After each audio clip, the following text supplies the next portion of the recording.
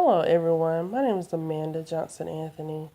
I did my book on learning how to write. I wrote and illustrated my whole book, and the basis of my story was Zoe trying to learn how to write her words. But Zoe was thoroughly encouraged as far as learning how to write, and she was very eager. She had always wanted to be a good, strong writer, and she was never a quitter. Even whenever she started out with just her silly little squiggly lines and silly circles, she knew it meant something to her, whether anyone else understood it or not. She was encouraged by those little silly things, and it never stopped her, never slowed her down. She was always proud of her work, and her parents never disencouraged her. Her parents motivated her, and her parents knew that if they stood behind her, no matter how late or how early in the morning Zoe got up, that if we encouraged Zoe to continue to want to have the desire to write, that she would eventually get it and she would master it.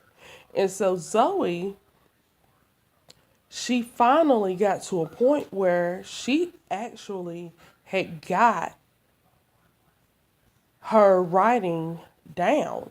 She went from tracing the dotted lines, the little dots of me and we, to tracing her name, to basically writing her name perfectly without the help of her mother. And she was so excited. She went, ran, and showed her mom and her dad, and everybody was excited. And they celebrated Zoe. Zoe was so excited. And she knew then, from that moment, she knew that she was never going to stop writing. She knew that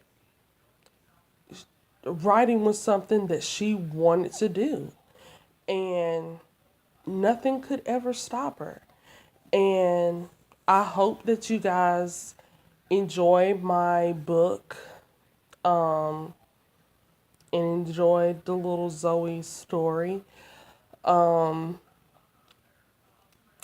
I feel like it's very age appropriate. I feel like parents will love it. I feel like it's something that will encourage children and adults who feel that, their child, they might they might feel like they're not influencing their child enough, but there are many ways that you can influence your child without feeling like you're not being pushy enough, or you feel like you're being too pushy.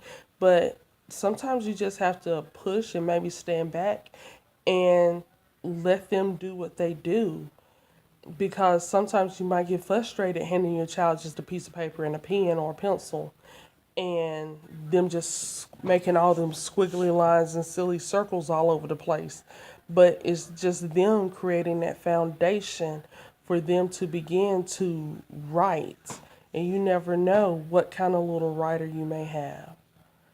But thank you for your time. I enjoy creating this book, and I hope you enjoy reading it as well as I enjoy writing it and drawing it. My pictures are interesting. Y'all have a great night.